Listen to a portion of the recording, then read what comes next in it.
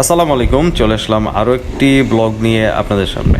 আজকে যে বিষয়টা নিয়ে আপনাদেরকে জানাবো সেটা হইতেছে নতুন বাইক কিনতে কি কি লাগে। মানে আমরা যখন একটা নতুন বাইক নিই সেই বাইকটা কিনতে আমাদের কি কি প্রয়োজন। এই নতুন বাইকের বিষয়ে অনেকে জানা আছে, আবার অনেকে জানা নাই। যারা নতুন তারা জানেন, যারা নতুন তারা জানেন না, আবার যারা পুরাতন তারা অনেক বিষয় জানেন, আবার নতুনরাও জানেন। তো সেই ক্ষেত্রে দেখা গেছে কি বর্তমানে যে পরিস্থিতি অনুযায়ী অনেক সময় একটা নিয়ম করছিল যে ড্রাইভিং লাইসেন্স ছাড়া আর কি বাইক কেনা যাবে না। এখন আমি যেটা আপনাদেরকে জানাতে চাইতেছি, নতুন বাইক যদি কারো কেনার ইচ্ছা থাকে বা অনেকে নতুন বাইক কিনেন, সেই ক্ষেত্রে কী কী প্রয়োজন। প্রথমত আপনার জাতীয় পরিচয়পত্রের ফটোকপি, আর অরিজিনালটা অবশ্যই সাথে রাখবেন। এটা যখন কিনতে যাবেন তখন আর কি একটু শো করা লাগে ফর্মালিটি হিসাবে।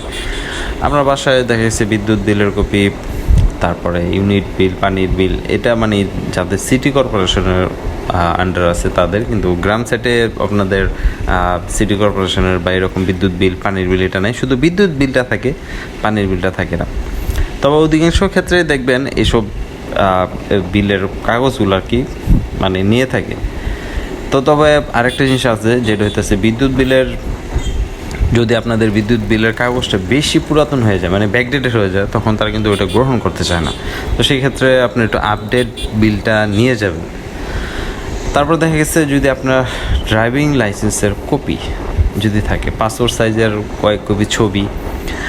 আর আপনি যখন একটা নতুন বাইক কিনতে যাবেন তখন এই জিনিসগুলো লাগে, আপনার ড্রাইভিং লাইসেন্সের ফটোকপি, তারপরে পাসপোর্ট সাইজ ছবি। রেজিস্ট্রেশন ক্ষেত্রে এটা মাস্ট বি লাগবেই, যদি এনআইডি কার্ড না থাকে ড্রাইভিং লাইসেন্স এটা তো লাগেই। তো দেখা গেছে অনেকেই ইচ্ছা করে থাকার পর এইসব জিনিস যখন না থাকে তখন নতুন বাইক নিতে পারে না। সেক্ষেত্রে তারা কী করে, একটা পুরাতন বাইকের দিকে যোগ দেয়, যার পুরাতন বাইকটা কিনে, যেহেতু নতুনটা সম্ভব হয় না। তো পুরাতন বাইক কেনার ক্ষেত্রে কিন্তু সেম ফর্মালিটি, আপনার এই যে এনআইডি কার্ডের ফটোকপি, ড্রাইভিং লাইসেন্সের কপি, তারপর পাসপোর্ট সাইজ ছবি। তবে পুরাতন বাইক কেনার ক্ষেত্রে কিছু কিছু ফর্মালিটি আছে যেগুলোকে পূরণ করা লাগে। যেমন আপনাদের একটা দলিলের মতো কাগজ দেয়, কাগজ দেওয়ার পরে এপিড করতে হয়, তারপরে এটা আবার বিআরটি দিয়ে নেম ট্রান্সফার, সেই ছবিটি তুলতে হয়।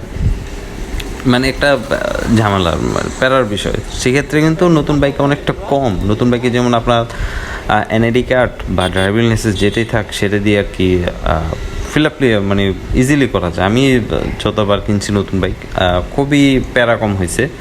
আর একবার যখন সেকেন্ড হ্যান্ড বাইক কিনছিলাম তখন ওইটার নেম ট্রান্সফার করি নাই, কারণ অনেকটা ঝামেলা। আবার দেখেছে একটা বাড়তি চার্জ দেওয়া লাগে নিজের থেকে, নেম ট্রান্সফারের যেই খরচটা ওইটা নিজেরই বহন করতে হয়।